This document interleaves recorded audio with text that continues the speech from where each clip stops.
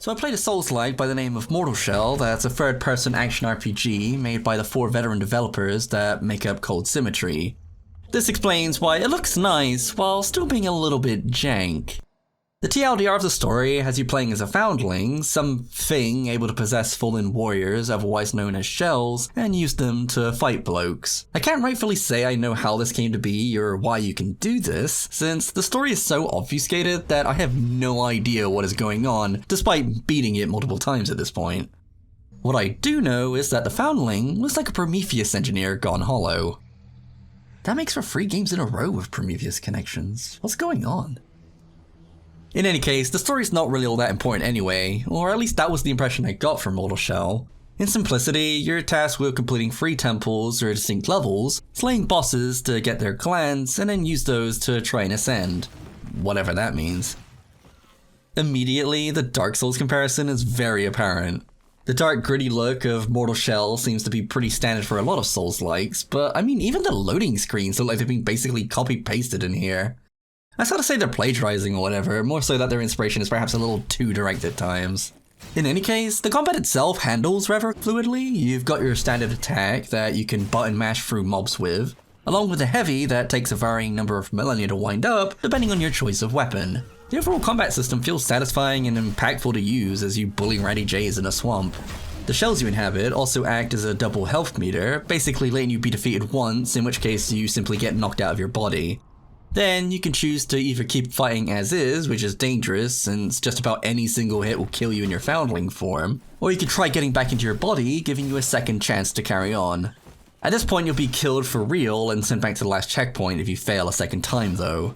So now you need to be careful and consider whether it's really worth it to keep going, or if it's better to head back now and spend what currencies you've accumulated. It makes for a slightly more forgiving experience than simply making one mistake and being sent on a corpse run because of it. It adds a little bit of second guessing to yourself. As to be expected, you can dodge, although here it's more of a dash the first time around before you do a proper dodge roll a second, which helps out with gaining some distance between you and your enemies, which is a nice touch, since it otherwise boggles my mind as to why the walk speed slows down whenever I lock onto something.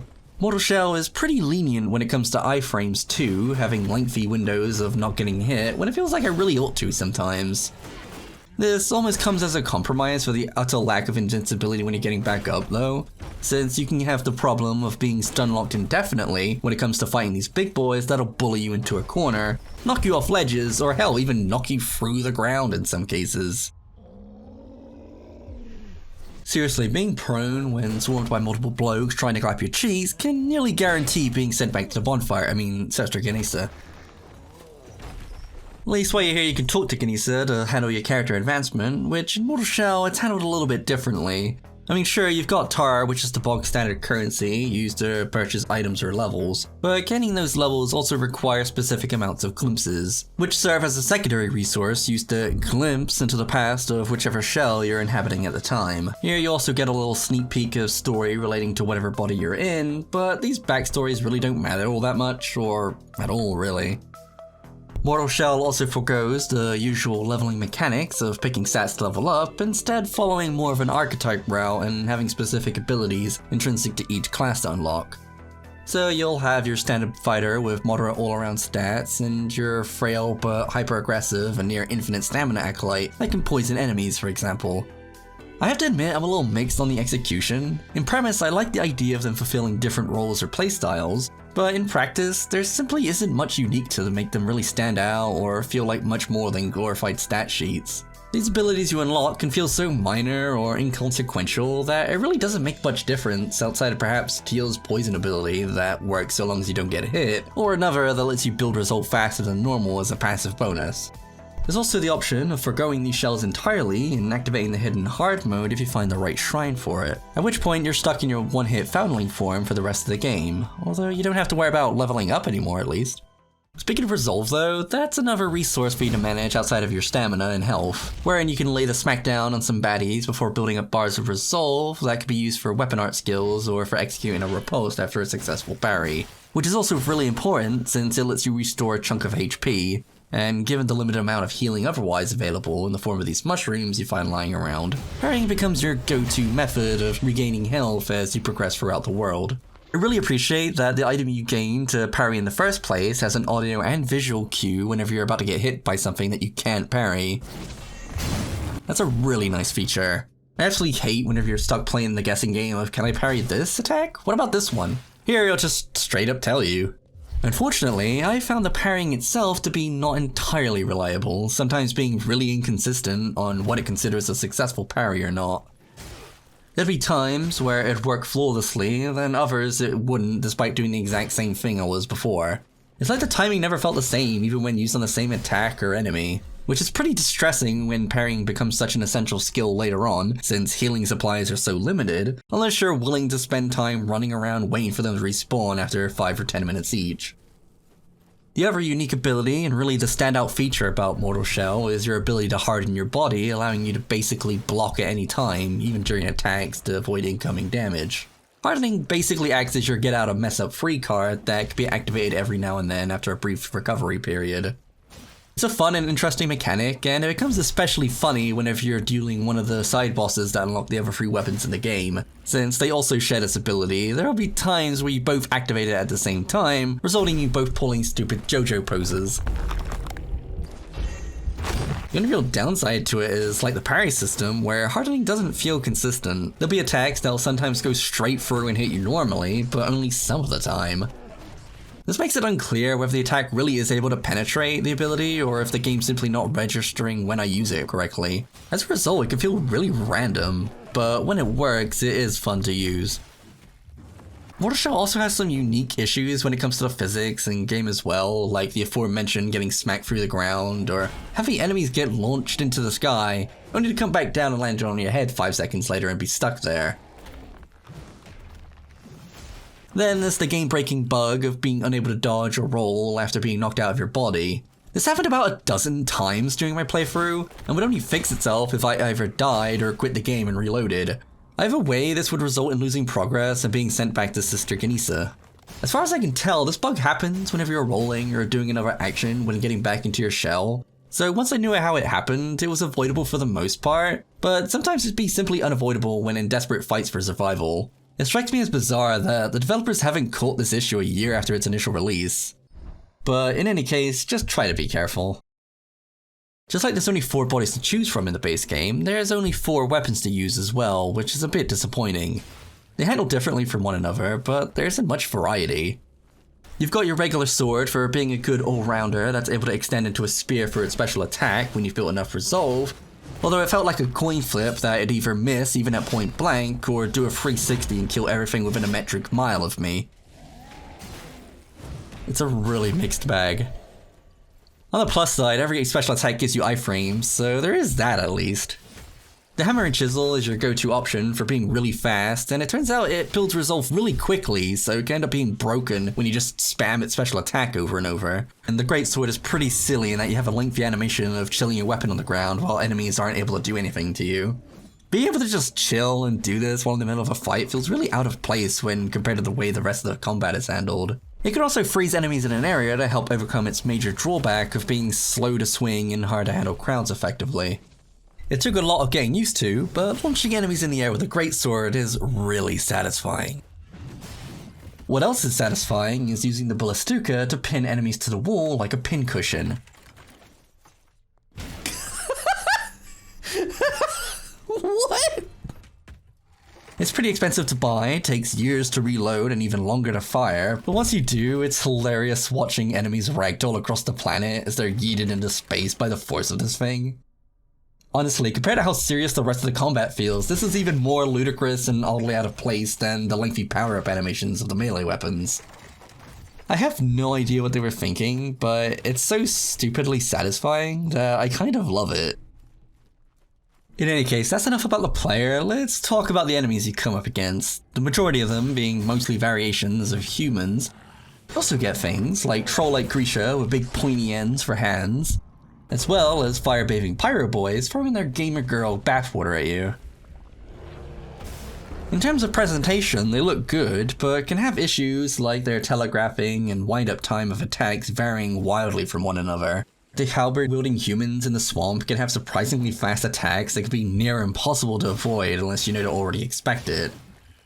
And in some cases, it feels like they're straight up spamming enemies like the fire area and Dimgate especially. The arbalists in Dimgate are annoying by themselves, firing multiple very fast projectiles that do a decent chunk of damage each, but then there's some parts where you have about a dozen of them to deal with, making it simply feel cheap as a result.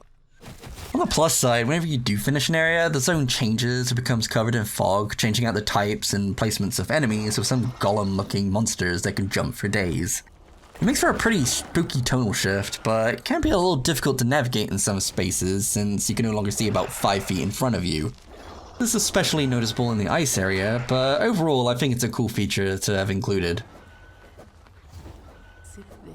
The bosses, of which there's only 4 major ones, have distinct designs and playstyles, whether that's for better or for worse.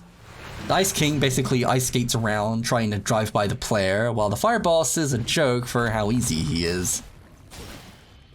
The third area's boss looks interesting, but can be really annoying, since whenever he gets staggered, he simply spams crossbow bolts at you at point blank range, making it pretty difficult to avoid unless you harden through them. Then their AI is a bit wonky, being unable to decide if he wants to close the gap and come stab you in the face, or keep backing away to spam firing their crossbow for the 5th time in a row. Oh, maybe now he'll come attack.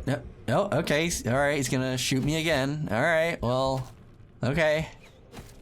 I'll avoid showing the final boss for spoiler reasons, but it has the most interesting design of the bunch, but also the most convoluted fight by far. If you just had to 1v1 him, it'd be fine, but instead there's a bunch of other mechanics and attacks thrown in that just makes it tedious and not nearly as fun as it could have been otherwise. The world design of Mortal Shell is equally hit or miss, with Fulgrim, the swamp and main connection point for everywhere else, looking cool but being kind of confusing to navigate. It's very large and looks pretty much the same besides some key landmarks, leading to me getting lost for the first several hours. Even later on I would still take a wrong turn or forget where a particular shortcut is to get where I wanted to go. Outside of Fulgrim, there's 3 separate temples basically broken down into themed levels, consisting of ice, fire, and bad. I'm serious, Dimgate is simply the worst. It's large, open, and basically barren, and it both comes across as being out of place with the rest of the game, as well as making my eyes bleed after extended periods. I get that it's meant to be going for a kind of otherworldly place vibe, but it feels more like a sci-fi location than anything. There is a couple of hidden nooks to find stuff in, but they're so spread out and impossible to find since everything just looks like black rocks. Then what's even worse is the tight corridors that have even more enemies clumped together, making them a pain to traverse through. It was around this time I basically started running past them, since enemies only move at a walking pace anyway, and fighting through this area multiple times in a row was starting to become a real slog.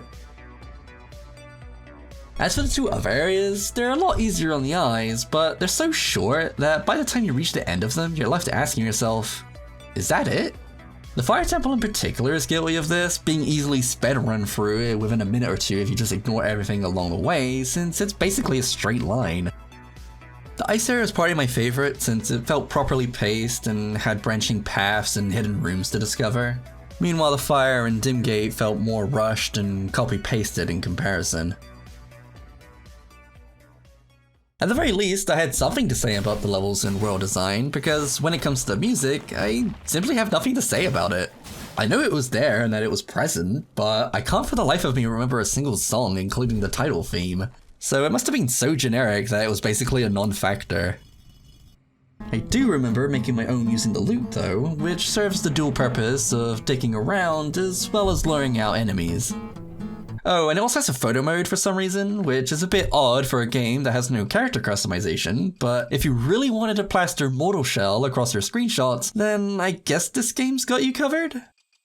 It'd be great if more games had this feature, but here I'm just left wondering, why does this exist? Finally, the last thing worth mentioning is the method in which you interact with items, which I found rather interesting. Since you start off with absolutely no idea what anything does, you gain familiarity with items by actually using them, which will have the benefit of increasing the rate at which you regain health from good mushrooms, for example, while on the other hand having you try bad mushrooms and promptly regretting your life choices as you crumple over and commit die. But hey, at least they give immunity to poison after you use them enough times. It's a quirky system that I'm actually quite fond of and makes some level of sense, even if it leads to some cases of wishing I had saved whatever I just used until later. Honestly though, there's so many consumables with borderline negligible effects and only so many quickbar slots that I'd usually forget to use them or not even bother equipping them in the first place. With all that said and done, Mortal Shell is a Souls-like that has some interesting ideas, but wonky execution in some places. Its obfuscated story makes it feel a little generic, like it's trying to emulate so many other things at once that it ends up failing at having its own personality or style. It looks visually pleasing, especially for such a small team of developers, but it has some animation issues that look a little off, and the levels vary in quality as well as the bosses that inhabit them. The selection of weapons is very minimal, but at least satisfying to use for what is present. And initial playthroughs ought to take about 6 hours to complete, which for its price isn't so bad. But despite the presence of a New Game Plus mode, I'm really not in any rush to play through it again. It has enough content to hold my interest and finish the game in the first place, but not much beyond that. It also has a DLC that includes another shell and roguelite endless mode, but I don't personally see the value in that unless you're already a huge fan of the gameplay itself. Ultimately, I do think Mortal Shell is worth its price, but it doesn't warrant many repeat playthroughs thanks to its minimum selection of weapons and archetypes. It was a fun enough experience, and I'd like to see a more fleshed out sequel or follow-up sometime in the future from called Symmetry. Thanks Lorcaine for gifting me this game in the first place, and thanks to all of you for watching until the end. I'll see you all next time, where we'll be checking out a 2D Souls-like featuring a race war between genocidal frogs and a kingdom of rats. Until then, I wish you all the best and hope you continue smiling.